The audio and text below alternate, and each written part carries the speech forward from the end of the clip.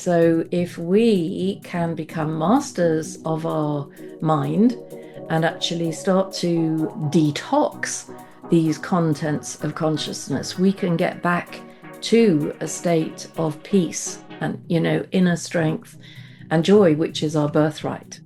Before we dive into this week's episode, let's talk about a brand we both genuinely love, Cytoplan. You've probably heard us mention them before, and that's because their supplements are next level. Yes, Cytoplan has been part of my routine for a while now. They just get it when it comes to health. Their whole approach is rooted in science and totally in tune with nature. Exactly. Their formulas are bioeffective, which basically means the nutrients are in forms your body actually recognizes and uses properly and at the appropriate levels. Cytoplan is used and trusted by health practitioners across the country. Their formulas are developed by nutritional therapists and backed by over 3 decades of clinical insight. You really can feel the quality when you take them. Plus, it's not just about what's in the bottle, it's the mission behind it too. Cytoplan is 100% owned by a charitable foundation, which means everything they do is about helping people live well for longer. It's not about trends or quick fixes, it's about real, lasting health. That is so wonderful to know. And whether it's our energy, perimenopause, menopause itself, sleep, immunity, or just staying on top of your health, they've got you covered. You can also get a free health questionnaire and a consultation by ringing the helpline. So if you're ready to take ownership of your health, check out Cytoplan, powered by nature, proven by science, and rooted in purpose. We'll pop the link and an exclusive 15% discount code in the show notes. Hello, I'm Karen Mellors. Hello there, I'm Dr. Rosie Daniel. You've just tuned in to Alive and Loving It, and we're here to help you bring joy and energy back to your life.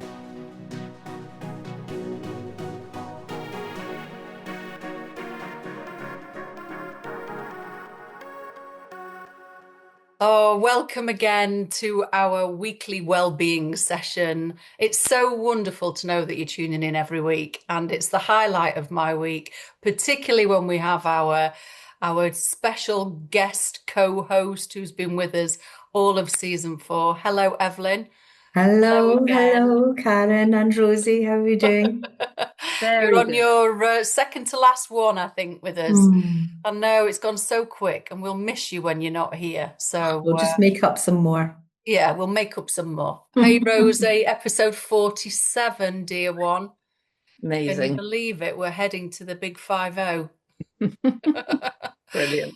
Today we are talking about anxiety and depression, a very serious subject, and that hopefully we're going to bring a little bit of hope and light to. And I think actually, Rosie, I think this has affected everybody I know, including me, at some point in their lives, at varying different scales. I mean, how big is this problem, love? Well, the problem is huge and bigger than ever, actually, both in terms of what's being recognised by the NHS, by the mental health charities such as Mind. And I definitely feel it in my own life, in my medical practice, but also in the younger generation. I have daughters of 31 and 35. And out of my older daughter's friendship group, out of 8 of them, 6 of them have been mentally ill. Yeah. One girl was found curled up in a fetal position on the floor of her office. Oh, bless Yeah, them. I know. I mean, it's really upsetting. And I can see how this has arisen because obviously we're living in these, the multiple world crises of finance and environment and war and famine and all of the bad news flooding in daily through the media. But also this generation and the ones after them have been subjected to this incredibly intense self-consciousness. and the pressure of social media to be producing themselves and looking like they're a fun, happening, glittering person. And Sophie, my older daughter, said, if you go for a job these days, the first place that the people look is on your Instagram, on your Facebook. So she said it's kind of like you've got to produce yourself professionally out there in that social media world before you even consider applying for a job. So, and we know that this leads to a great deal of comparing of people, young people with others, self-consciousness, being really obsessed with how they looked. I heard a whole podcast about, it was supposed to be about food, and it was with young people, and they were saying they choose the restaurants they go to on the basis of how they're all going to look in selfie photographs. So it's immense, this extra layer of pressure. And that's obviously before things like the pandemic and young people having been stopped in their tracks with education and travel. But it's right throughout society. It's almost the new normal that people are anxious and stressed. And because in this podcast we focused on almost every single program we've done has been about the impact of fear and stress on our nervous system and therefore on our immune system. So, I feel very deeply for people who do find themselves in the grip of anxiety and depression and are looking at that as a mental illness. But this is very physical as well, because if we are chronically in that stress state, an anxious state, we are very susceptible to mind-body illnesses as well. Yeah, so it's really, really important, this topic, that we shine a light on it and that we do bring some hope to this, that it can change. Because just as you said that, normalized it, Rosie, that's what I'd written down. We have, as a society, even from when I was born, we've normalized a level of stress. Yeah. And we haven't been conscious about it. We've told ourselves, and our parents have told us, we have to man up, get on with it, and put up with this level of stress. And only now are we seeing the repercussions of what health problems it's causing for us. So we're drawing a line under that, aren't we? We're saying it's not normal. And there are some things that we can do about it. So, yeah. Oh, I've gone all hot and red. Can you see that's how passionate I feel about talking about this subject? So anxiety and depression, but first of all, so break it down for us, Rosie. What is anxiety? How does that lead to depression? Okay, well, anxiety is a fear state. So, and it's a healthy fear state. If my house was suddenly on fire and I'd feel anxious and frightened and propelled to do something, and hopefully I'd find a fire extinguisher, put it out, and then my nervous system could recover. But the problem is that many, many, many of us are never out of that state of anxiety. If it isn't one thing, if it isn't social anxiety, it's financial anxiety, health anxiety, economic, job anxiety, and it doesn't resolve. So we can get over, when threats resolve and we come back down into our baseline, then, the body can cope.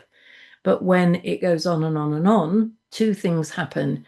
We go into an immunodepressed state. So the presence of adrenaline and cortisol flattens our immune system. So, we think of AIDS as being a disease of immunocompromise. Well, so is anxiety and chronic stress. We become immunocompromised and we just can't fight off the bugs. And we can't fight off the cancer. We can't fight off these threats coming in. But, the other thing, so, this is a very vulnerable state to be in. But the other thing that's happened, if you are worrying, is you're using up your neuropeptides, your molecules of emotion, your neurotransmitters. And so literally the nervous system is becoming exhausted. And so what we call clinical depression is it's not just being sad or a bit upset. It's when we've become flat, when we can hardly feel, when we've become numb. So when you see somebody in clinical depression, the kinds of things you see is they feel numb, they have no hope, they have no joy, they often can get off to sleep, but they wake again at 3 a.m, called early morning wakening. And that's a very different situation from people feeling sad and miserable, which is normal and healthy. So, that's a big distinction. And it comes literally from having overused, because don't you find with a lot of the young, this overthinking, have you seen it in people close to you? Yeah, absolutely. And I mean, my kids are 26 and 22, and I even see a difference in that 4-year age gap. And what I know happened in those 4 years is that mobile phones for children completely took off in that time. And Yeah. whereas my eldest won't spend as much time on his phone, my youngest has done. And I put a lot of the pressure and stress and the anxiety and the comparisons you've been talking about, Rosie, down to the accessibility of the mobile phone and what kids are accessing on there. What do you So think, Evelyn? I just think I'm very grateful I grew up when I did, in the days that it wouldn't be captured on a mobile phone, so that, I don't need to record and you don't need to record every moment of your life, do you? That's what memories are for, and yeah, I feel very fortunate I grew up when I did, because I don't think mobile phones were really a thing until I was in my 20s. So Yeah. yeah. But all this, looking for likes on the kids on their mobile phones, and it's an incredible escalation of, obviously, when we were little, there were friendship groups in the playground and you wanted to be one of the popular kids. But now it's on such a massive scale. And I know one young lady whose mum died when she was quite young, and I'm part of a group of people who help look after her. She's got 70,000 followers on her TikTok account. Wow.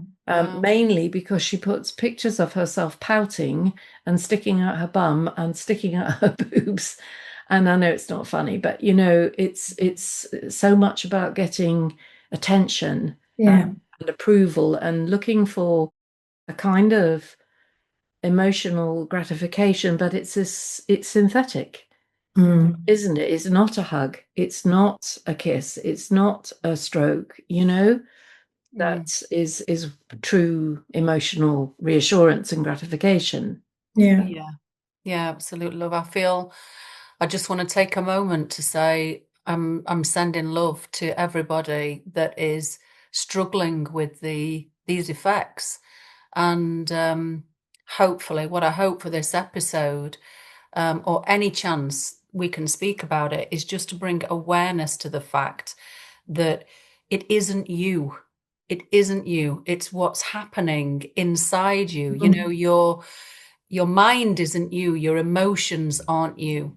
And I know, Rosie, you've spoken about if we can remove some of the stimulus to Yeah, this, yeah. that I mean, might be the first stage. Yeah. I think at the other end of the spectrum, we also need to just put on the map isolation. And I read a survey showing that 37% of adults were living alone at this time. Well, how the hell did that happen?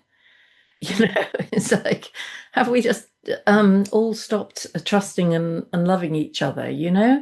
The three of us are lucky enough to have partners and companions and people to talk to and laugh with and giggle and, fight and help each other. And you've heard me quote the compassionate Froome study, where the amazing Dr. Helen Kingsley identified this as a massive cause, not only of mental illness, anxiety, depression, but physical illness too. And just providing a volunteer for 3 hours a week for these people, cut down in people over 50 hospital admissions by 32% over one winter. So anxiety builds when we are alone and isolated. And I guess those two are related actually, because if you're doing your life through a mobile phone, you are on your own with a little piece of metal. You're not in that group in that kind of way. So yes, but I think what I really took on board when I studied meditation with Ram Dass, the wonderful spiritual teacher, he said to us, your thoughts, your feelings, your emotions are the contents of your consciousness. They are not you, and they are not your consciousness. They are the contents of consciousness. So we all said, what do you mean? And he said, think of your consciousness like the blue sky going on into infinity, and think of the contents of your consciousness like the cloud layer, and that cloud layer can be very thick and very dense. But if you allow your mind to settle, the contents break up and you see the blue sky.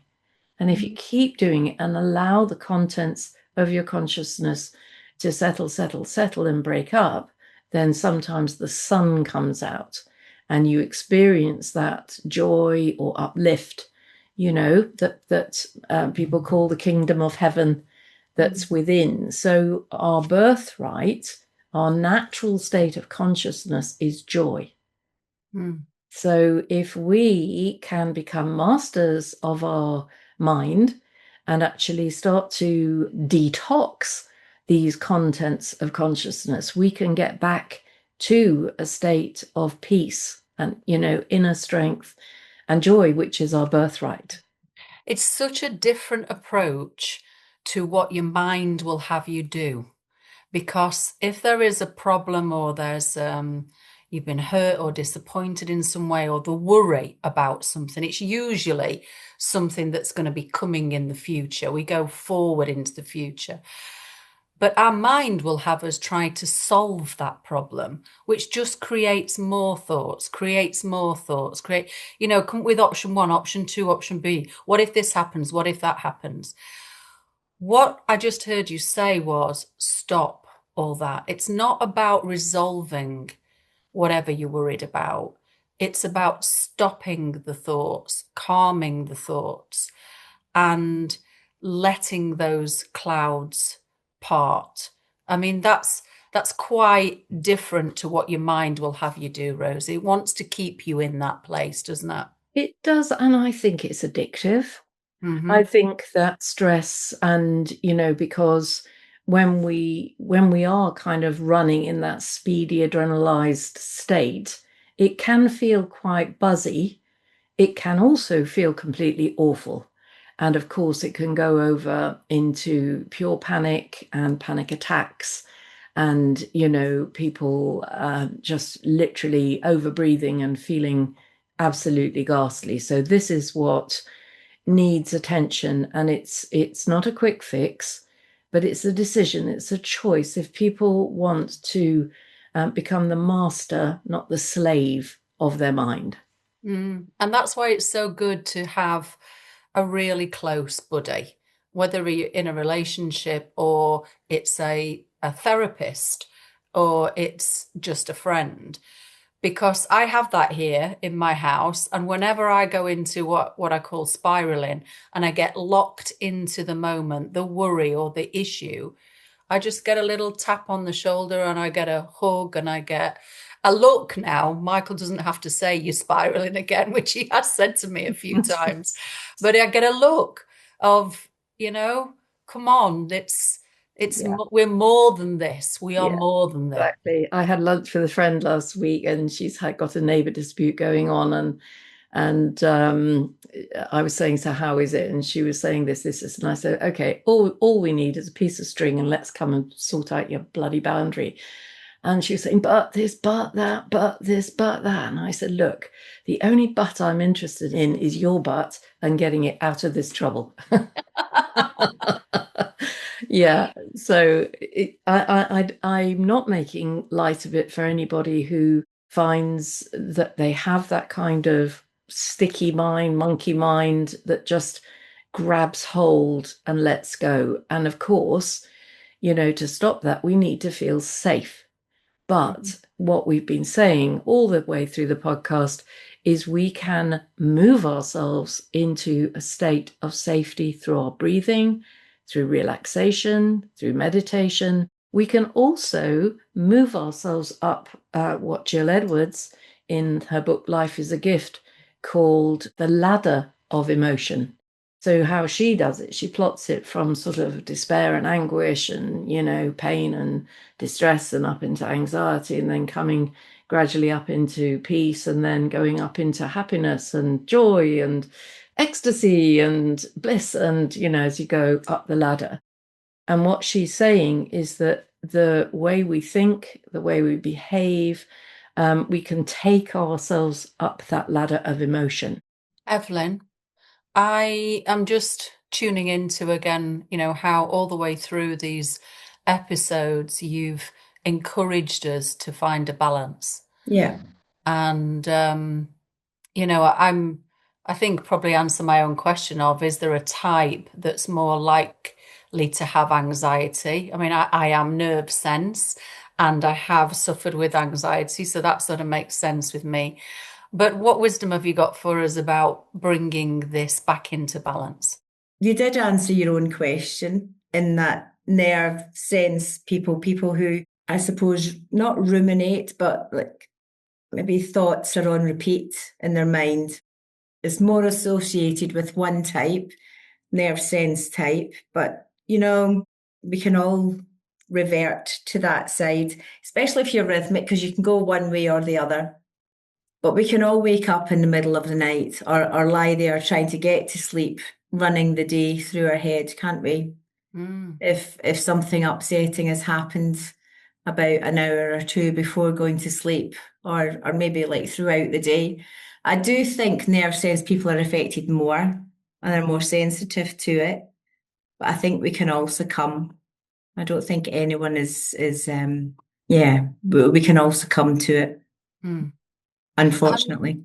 And Rosie, I've heard you say before that a certain amount of stress is actually good for us. I know you teach that on your health creation mentor course.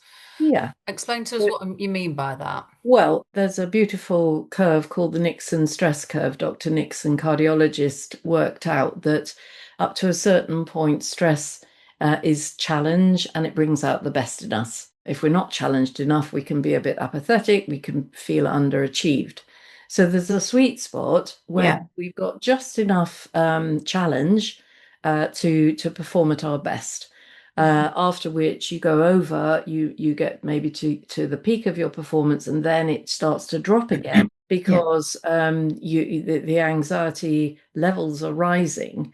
So a bit of stress when it's at the challenge level is fine, but when it just piles on and on and on and on, it starts to spin us out, and we feel that awful feeling of losing control, Chaos. Yeah. chaos, like we've got no grip on the situation. And I can remember a point when I was really crazily overcommitted as medical director, chief executive, education director, spokesperson for the Bristol Cancer Help Centre charity, going into my office and seeing all these piles of papers and just literally not knowing what thing to do next because I was so flooded. And obviously, there's a lot to say there about what we do to ourselves and the kind of behaviors and thinking and patterns. And in my own case, I think I was punching above my weight. I hadn't been trained in management. I got promoted, but I was probably too ambitious. But again, like you say, in the culture, this more culture we live in, there's a kind of assumption that you want to go up the ladder as opposed to thinking, actually, this is a really comfortable level for me. A lot of people do that, or frighten themselves, take on massive mortgages, buy an overexpensive car or holiday and then put themselves into that loop, through the choices that are being made. But Yeah. you were asking Evelyn about balance and what brings you back into balance. I think through my life, the saving grace has been yoga. I had an amazing yoga teacher who was also a breath work, a pranayama expert. And he'd do a 2-hour class with an hour of postures, 20 minutes relaxation, 20 minutes pranayama, 20 minutes meditation. And however upset I was going in, by the time I came out, I felt like I'd been washed, ironed, pressed, and was kind of good as new. And I went off to one of his retreats every month or two for a whole weekend of it. And that carried me through a period of extreme family distress when both my brother and sister were rocking between two different mental hospitals. And that held me steady. So, this balance of giving out, reaching an edge, knowing when you've reached that edge, because our body starts to talk to us. I mean, you mentioned there are real physical symptoms that we can see if we've been in stress for too long, and then stopping, changing behavior and doing something that allows you to take in and receive. As you've said all the way along this season, that giving out and taking in a balance, the two extremes. Just go through that for us again, this sort of why we need those polar extremes and reaching this sweet spot. Well, it's all about boundaries, really, isn't it? So if you have boundaries, then you can only go so far to one extreme or the other. And if you bring regularity into your life, it reinforces boundaries, it reinforces yourself. It's like it builds resilience. Yeah. I know for me, if I don't have boundaries, if I don't exercise, if I'm not eating properly, if I'm not sleeping properly, then chaos ensues. And I could easily go from one extreme to another. And I think just bringing regularity it's like breathing, isn't it? And that's where the yoga is really important as well, because when you bring strength to this part of your system, then everything else can balance out. Yeah. And that's where like yoga and swimming and something with a kind of regular movement and regularity to it can just bring some sort of normality. Yeah. And I Yeah. think that the concept of getting outside of yourself. So all this, we've talked a lot about social media breeding this incredible self-consciousness, which is very uncomfortable. Whereas if you do things that you love, so this evening I'm going to choir, and I can guarantee that for that hour and a half, I will think about nothing else apart from the music that we're making. Nice. And so it's like coming out of, Buddhists would call it duality, into unity. I'm one with the choir. When we're singing, there's nothing else. There's just the music and the harmony and I'm lucky enough to have something like that where Yeah. I can get away from my busy mind. So I would encourage everybody to think, what are the things I do that I love so much that when I'm doing that, I have got away from myself, that I'm outside of myself. But 100%. When you're doing something that's joyous, that brings you joy, you're in flow, aren't you? You're not considering other things out with that. You're in the moment, you're in flow. I've taken some makeup artists to the gardens this morning, which is why I look like this. And we What spent beautiful. it was gorgeous. Well, the gardens were gorgeous. And we had an hour and a half walking around, and it's introducing people to our glorious medicinal gardens here at Willeda. And it was just easy because I love it up there. I love being involved in the harvest and being involved in the planting and just sharing the knowledge up there. And it was, when you've got such a receptive crowd as well, that's joy. You're totally in flow. You're not thinking about likes or dislikes because you're just going for it. Exactly. Yeah. And I think Yeah. this is a place people get to through music, through Hmm. garden, through nature, Hmm. painting, pottery, whatever it might be. So I would really encourage people to spend time doing the things you really love. And another place that is filled with goodness is volunteering. So there have been lots of mental health studies showing that volunteering, because you get a sort of triple whammy, it's social. There can be a sense of belonging and meaning and purpose in the group, and you can see the benefits. You're coming out of what's this giving me and reversing into what am I able to give to Yeah. others or to the land or to nature or Mm. and it does massively lift mental health. That's I And think I think one of the traps I've fallen into, though, listening to you both speak about doing something joyful or meaningful, the trap I was in for a long time was I'll do that when I feel better.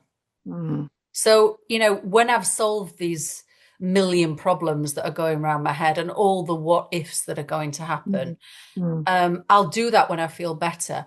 But what I realized, and it's only recently for me, is that if I can catch that I'm spiraling or somebody taps me on the shoulder, mm, I then make myself go and do that thing that I love. mm, Because just like when I feel happy, I want to dance. When I dance, guess what? I feel you're happy. happy. Not straight away. I can be dancing and going, what am I doing this for? And then all of a sudden, it kicks in and I can feel joyous. So it mm. has that reverse effect, doesn't it? Nice. Yeah, well, mine did research on ecotherapy, and the found that ecotherapy, so being in the great green, in the forest, doing gardening projects, was as powerful as Prozac in lifting depression. Hmm. So we are hardwired for connection with nature. And one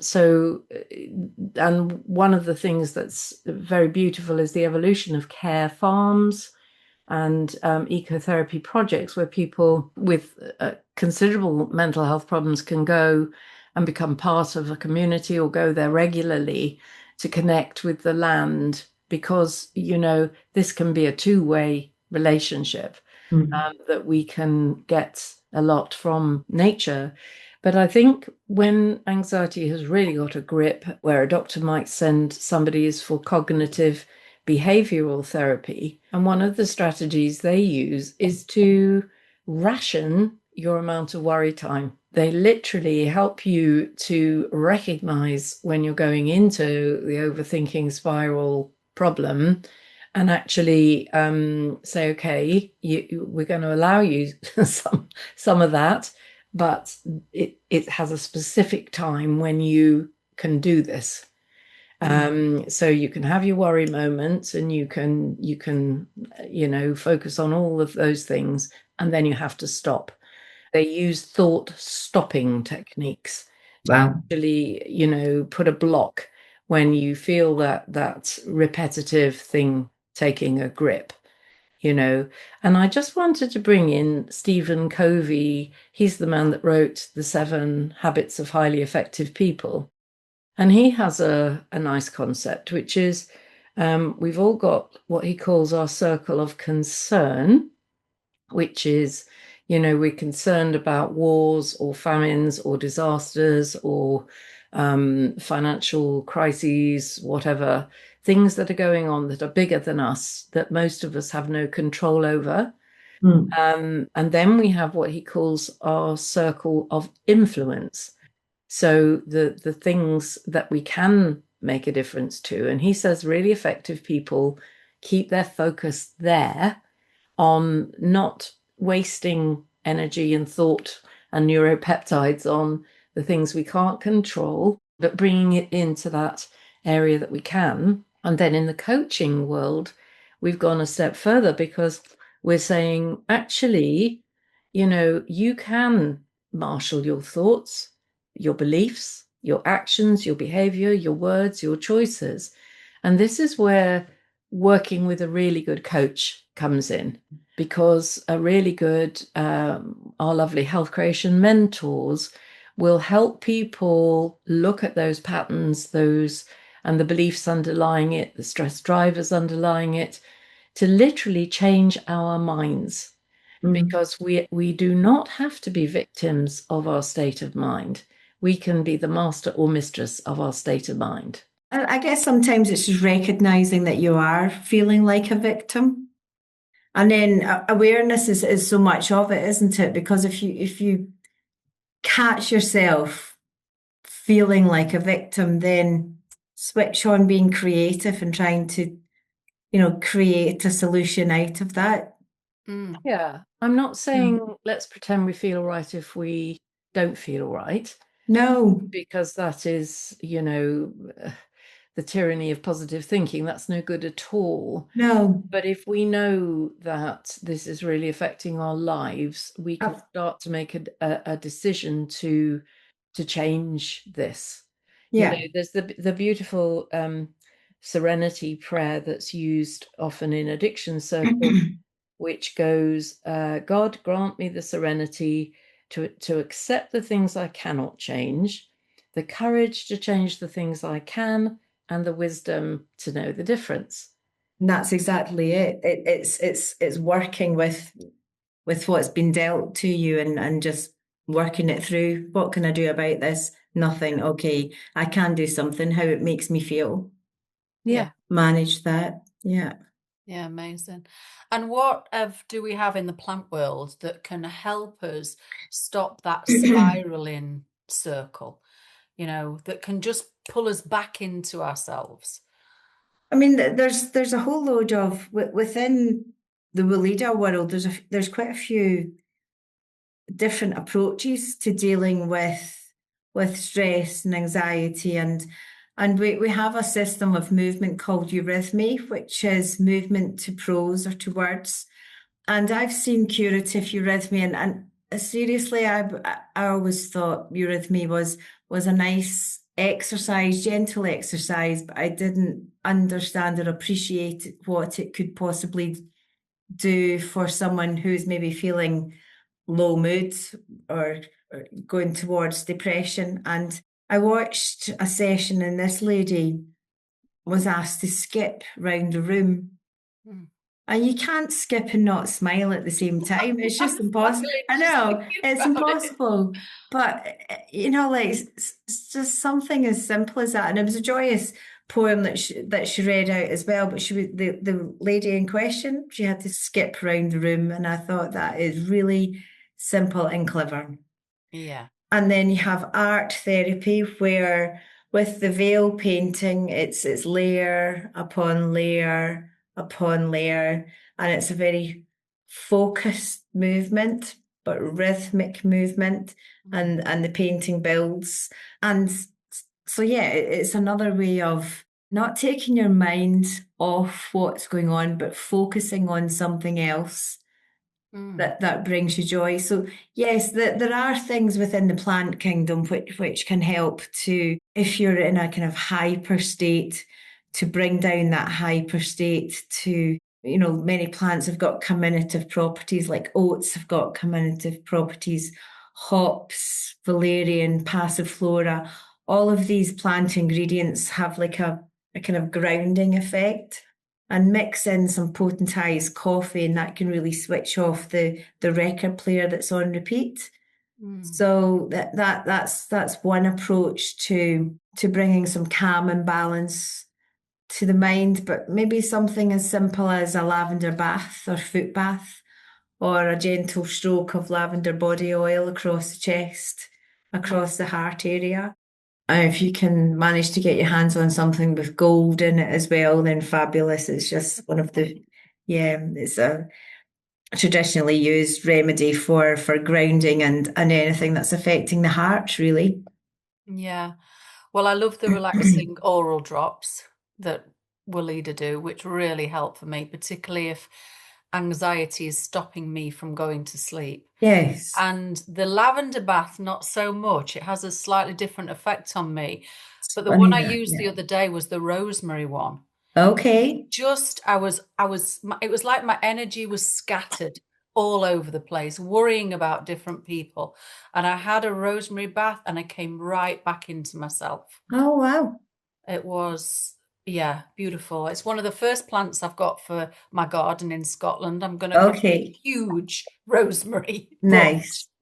my favorite. What about the Neurodoron tablets? There's a new name for Neurodoron, and it's called low mood and stress relief. Right. So, Low mood and stress relief. Well, there we are. yeah, Yeah, says it all, really, doesn't it? it does. And I think just to say that when we're exhausted, when we let our life energy get low, everything is worse mentally. Yes. Anxiety, depression, fear, sadness, grief is all worse. So, all the things that raise your life energy, be that acupuncture, homeopathy, shiatsu, and so on, great food, but spiritual healing, I find I'm such a fan of Reiki and spiritual healing because you don't have to talk, you don't have to think, you just have to soak up the love light, the goodness and that beautiful energy. But I know I'm going on a bit about this mastery side of things, which might sound a high bar to set, but when I worked at Bristol, the people who meditated regularly were never the ones who started an argument. They were never the ones who were fraught and anxious and stressed because Yeah. they regularly practiced bringing that arousal level right down and emptying out the contents of consciousness. And the other way you can do that is with emotional freedom technique, which can discharge emotional energy. I find it completely brilliant. And Isn't it? Pat Pilkington used to say, it ain't called spiritual practice for nothing, because to get these effects, you need to dedicate yourself to practicing daily. And even if it's for 5 minutes twice a day, to meditate, to stop, to just find your still center becomes a new default place that you can. And in the center for the Brahma Kumari people, they have a bell that rings twice a day just to bring them all into focus for a few minutes. Just so that they remember that I am not my thoughts and feelings. I'm one with the eternal life and light, and I can be in that place of peace. And final thought on that one, when they measured Tibetan monks, the way they're always giggling and laughing and smiling. If you see pictures of the Dalai Lama and his mates, they're always chuckling. And they measured, Dr. Alan Watkins told us that their happiness levels on brain scans are something like 10 to the power of 3 higher than the rest of us because they meditate and they get themselves into that place of balance where that natural state is that bubbling joy. Yeah. Positive intention. How glorious. Yeah, and practice. Wonderful. And the word practice brings me right back to structure that you brought in, Evelyn. I'm like visualizing now a tick list. No matter how you feel in the morning, I've got to get up and get outside. I've got to eat my breakfast. I've got to dance for 15 minutes. I've got to sing for 15 minutes. Even though you're doing it with this really grumpy, can't face it. But a project, you are your own project, and these are your tasks for the day. But you mustn't be so hard on yourself, Karen. I'm always hard on That's your myself. type. That is your type. So do you know what? If you don't feel like it, permission to take 1 or 2 off that got to do list. Oh, thank you. Self-compassion. Because you can go the other way. That'll be the other extreme. Exactly. Yeah. Trying to do it perfectly, trying to be well, trying to be, the optimal health can actually make you ill. And somewhere in the other extreme is not thinking about doing it at all. Yeah. Yeah. So in the middle, it's like doing it regularly. Somewhere in the middle, somewhere Yeah. in the balance. Yeah. You know me too well. The last thing I wanted to say is I just want to bring in that horrible, heavy emotion that can prevent us from growing and moving forward. And that is shame. It is silent, it is deadly, and it takes a lot to speak it. And it makes you hide things. And it is the worst emotion, I think. And it needs a big light shining on it, because you do not need to be ashamed if you are suffering with any illness, but definitely mental illness. Because in the world we live in right now, and everything you've explained, Rosie, we've got just cause. You know, this is happening for a reason, to try and keep us safe in a world where we think we're not safe. So let's just kick shame out of the window. We're not having that. And bringing this big beacon of light. I always think about, if you're giving yourself a hard time, would you let someone speak to your best friend like you're talking to yourself? Because we can be our own worst enemies, can't we? And if I heard someone, like sometimes how I think about myself, speak to either of you, then I would have words to say. Like, Yes, I don't you think would. so. How dare you say that? So I think sometimes just put a mirror up to ourselves and yeah, but compassion for ourselves. Yeah, and just on the back of that, reach out and whether it's joining Karen's group, whether it's getting a health creation mentor, first, if you have that awareness, actually, anxiety, depression has got a hold of me, you get a hold of somebody else who's going to lead you out of that darkness, because there is a way out.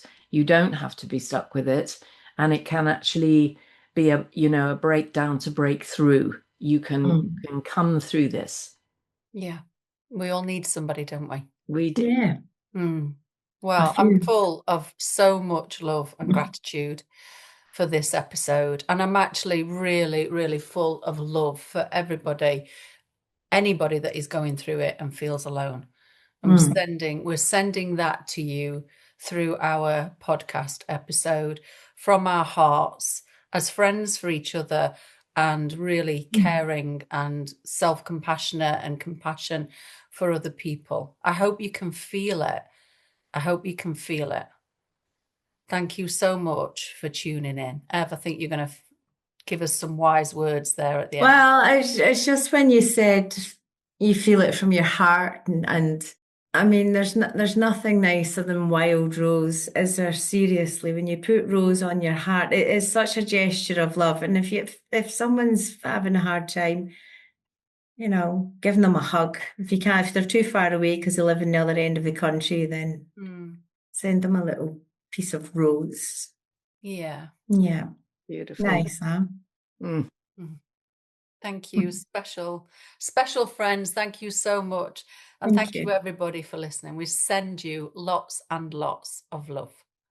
It's so good to know that you're listening. Our community is growing bigger day by day.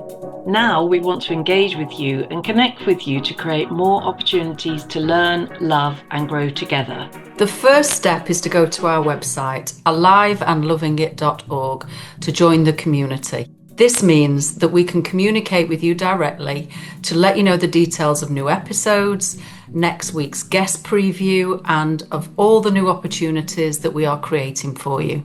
And in response to the huge interest that there's been in our inspiring guests, we've created for you on the website an exciting Go Deeper page, giving you direct access to our guests and their services. And if you're new to the podcast, we strongly recommend that you go back and listen to the earlier episodes, because we have some of the most inspiring teachers, scientists, authors, and therapists of our time sharing their wisdom with you. Our other invitation to you is to become a guardian of Alive and Loving It and join the beautiful group of people helping this podcast and community continue to grow and reach more hearts around the world. If you visit the website aliveandlovingit.org, you'll see our winged heart logo in the top right-hand corner, which will take you straight to our Guardian page on Patreon.